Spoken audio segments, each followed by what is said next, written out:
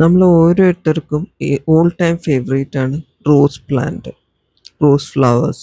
അതിൻ്റെ ഫ്രേഗ്രൻസ്, അതിൻ്റെ ഭംഗി, അതൊന്ന് വേറെ തന്നെയാണ്. നമ്മൾ എവിടെ നഴ്സറിയിൽ എന്ത് പ്ലാന്റ് വാങ്ങിക്കാൻ ചെന്നാലും നമ്മൾ റോസ് പ്ലാന്റ്സിൻ്റെ അടുത്ത് ഒന്ന് നോക്കി അതിൻ്റെ സൗന്ദര്യം ഒന്ന് ആസ്വദിച്ചിട്ടല്ലാതെ നമ്മൾ പോരില്ല. പക്ഷെ അത് വളർത്താൻ ഭയങ്കര പാടാണ്.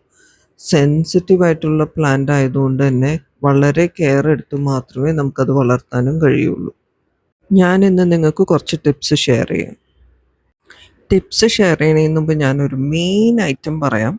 റോസ് വളർത്താൻ ഏറ്റവും അത്യാവശ്യമുള്ളത് പേഷ്യൻസ്.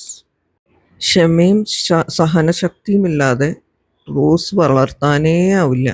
ഞാൻ എപ്പോഴും റോസ് വളർത്തി ഒരു എത്തുമ്പോഴത്തേക്കും അത് ചീത്തയാവും. പിന്നെയും ഞാൻ അടുത്തത് വളർത്തും, പിന്നെയും അത് ചീത്തയാകും. അതിൽ നിന്നും മിസ്റ്റേക്സിൽ നിന്നും ഞാൻ പഠിച്ച കുറച്ച് ടിപ്സുകളാണ് ഞാനിപ്പോൾ നിങ്ങളായിട്ട് ഷെയർ ചെയ്യാൻ ഉദ്ദേശിക്കുന്നത്. എക്സ്പേർട്ടൊന്നുമല്ല, ഒരു സ്റ്റുഡൻ്റ് ആണ്. Still student, but I love to grow rose. Rose എന്ന് പറഞ്ഞാൽ എനിക്ക് അത്രയ്ക്ക് ഭയങ്കര ഇഷ്ടമാണ്. ആർക്കല്ലേ റോസ് വളർത്താൻ ഇഷ്ടമല്ല? റോസ് പ്ലാന്റ് ചീത്തയാവാതിരിക്കാൻ കുറച്ച് ടിപ്സ്.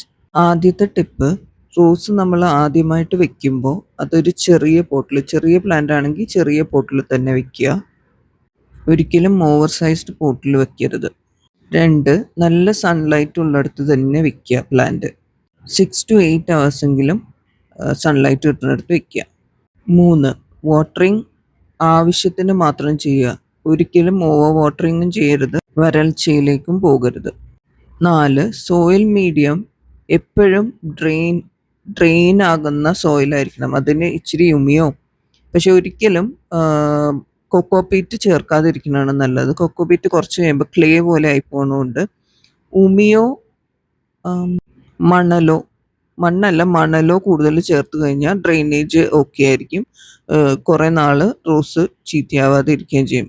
മാത്രമല്ല, റോസ് കുറച്ച് വലുതായി കഴിഞ്ഞാൽ, കുറച്ചൊരു സൈസായി കഴിഞ്ഞാൽ, ഒരു 2 വർഷം പ്ലാന്റൊക്കെ ആയിക്കഴിഞ്ഞാൽ പിന്നെ അത് പെട്ടെന്നൊന്നും ചീത്തയായി പോകുമില്ല. 5, ഫ്ലവർ ഉണ്ടായിക്കഴിഞ്ഞ് അത് ചീത്തയാവാൻ തുടങ്ങുമ്പോൾ തന്നെ അത് വെട്ടി മാറ്റിയില്ല എന്നുണ്ടെങ്കിൽ പ്ലാന്റിൻ്റെ ഹെൽത്തിനെ അത് ബാധിക്കുന്നതാണ്. 6, എല്ലാ ആഴ്ചയും ഇൻസെക്ടിസൈഡ് ഉപയോഗിക്കണം.